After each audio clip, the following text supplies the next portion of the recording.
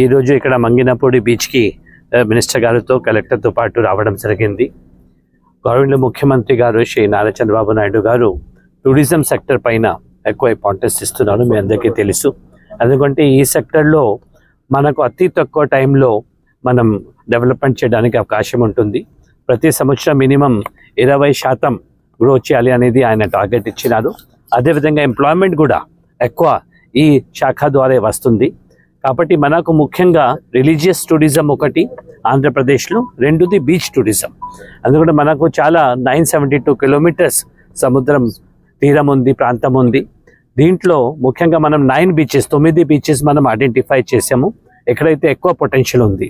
దీంట్లో ఇప్పటికీ సూర్యలంక బీచ్కి మీ అందరికీ తెలిసి ఉంటుంది. గవర్నమెంట్ ఆఫ్ ఇండియా వాళ్ళు స్వదేశ్ దర్శన్ కింద ఆల్మోస్ట్ 100 కోట్ల శాంక్షన్ ఇవ్వడం జరిగింది. ఇప్పుడు మన టార్గెట్ ఏమంటే ఇది సెకండ్ మనకు పొటెన్షియల్ ఉన్న బీచ్. ఎందుకంటే ఇవి హైదరాబాద్కి, విజయవాడకి, ఇటు నర్సాపూర్ లాంటి ప్రాంతంకి కూడా చాలా దగ్గర. ఈరోజు హైదరాబాద్ వాసులకి వీకెండ్ గెటవేస్ చాలామంది చూస్తున్నారు. కాబట్టి అక్కడ నుంచి చాలామంది పర్యాటకులు ఇప్పటికి వస్తున్నారు.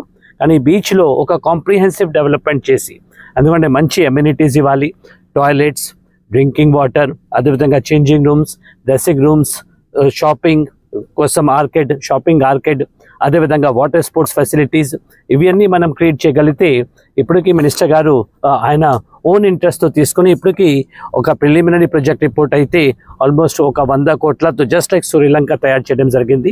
త్వరలో మనం గవర్నమెంట్ ఆఫ్ ఇండియాకి పంపించేసి మినిస్ట్రీ ఆఫ్ టూరిజం కింద స్వదేశ్ దర్శన్ 2.0లో ఇవి శాంక్షన్ చేయగలిగితే ఈ ప్రాంతంకి ఎక్కువ అభివృద్ధి చేయడానికి అవకాశం ఉంటుంది. దీంతో పాటు పీపీపీ ప్రాజెక్ట్స్లో ఇన్ఫ్రాస్ట్రక్చర్ వస్తే ఇక్కడే మనము ఒడిశాలో చూసాము, అక్కడ టెంట్ సిటీస్ ఏర్పాటు చేస్తారు. మంచి టెంట్స్ ఉన్నాయి, దానికి చాలామంది పర్యాటకులు వస్తున్నారు.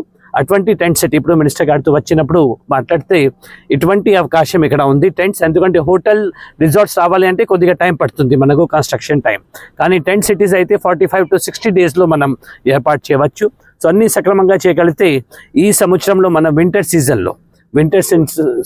సీజన్ నుంచి కూడా స్టార్ట్ చేయడానికి అవకాశం ఉంటుంది. కాబట్టి తప్పకుండా ఈ ప్రాంతం అభివృద్ధికి మనము ప్రభుత్వం నుంచి అన్ని విధంగా సహకారం ఇవ్వడానికి మనం సిద్ధంగా ఉన్నాము. అతి త్వరలో ఇవి ప్రణాళిక తయారు చేసి గవర్నమెంట్ ఆఫ్ ఇండియాకి పంపించేసి మనం కూడా ట్రై చేస్తాం.